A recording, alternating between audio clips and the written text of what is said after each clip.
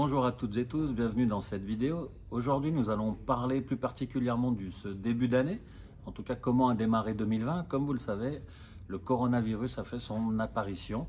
Donc c'est une maladie, en fait une épidémie sous forme de grippe, d'état grippal, mais en tout cas qui devient vraiment mortelle avec des symptômes qu'on ne connaissait pas jusqu'à présent. Donc c'est quelque chose qui affole vraiment en tout cas les marchés financiers, même l'ensemble de la planète finalement, puisque malgré des dispositions drastiques qui sont bien supérieures à celles de celles qu'on avait prises en 2002-2003 lors du SRAS, nous avons dépassé largement en tout cas le stade d'épidémie, puisque aujourd'hui 40 000 personnes sont touchées, plus de 911 morts sur la planète à ce jour en tout cas recensées. Donc c'est vrai que ça peut faire peur parce que les mesures prises sont bien supérieures à l'époque où on avait eu le SRAS, et malgré ça l'épidémie continue de s'étendre. Donc c'est vrai que les premiers impactés finalement, c'est quoi? C'est l'économie chinoise, puisqu'on peut le savoir qu'ils ont fermé des usines en entière, mis en quarantaine certaines villes, vraiment limité les déplacements, fermé des magasins et des usines, afin vraiment d'essayer de limiter. Et malgré ça, ça progresse toujours. Donc c'est clair que l'ensemble de l'économie chinoise est vraiment touché. Quand on sait par exemple qu'un groupe comme LVMH qui a une grosse partie de son chiffre d'affaires qui s'opère en Chine, c'est clair que ça a un gros impact en tout cas par conséquent sur le marché action, et donc le marché action français par exemple pour ce cas-là.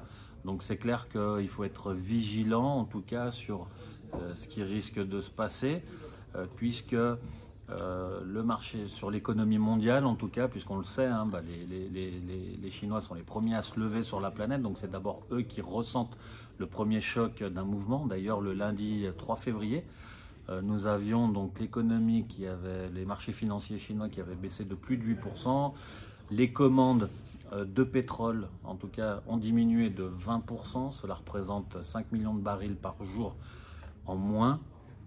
Donc par conséquent, vraiment, les matières premières sont touchées. Derrière, on a eu aussi l'argent, le cuivre, le zinc qui ont fortement chuté, en tout cas au niveau des prix.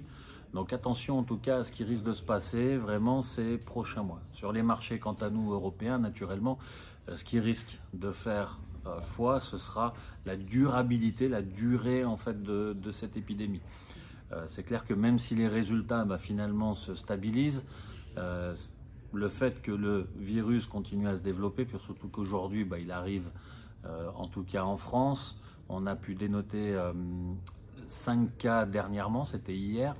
Ok, donc ces événements-là ne sont pas positifs en tout cas pour la suite des choses. Ok, donc c'est vraiment à mon sens, en tout cas, si je dois donner mon opinion, c'est vraiment la suite, la durée en tout cas de la propagation de la maladie qui va faire en tout cas, qui va continuer à installer une crainte.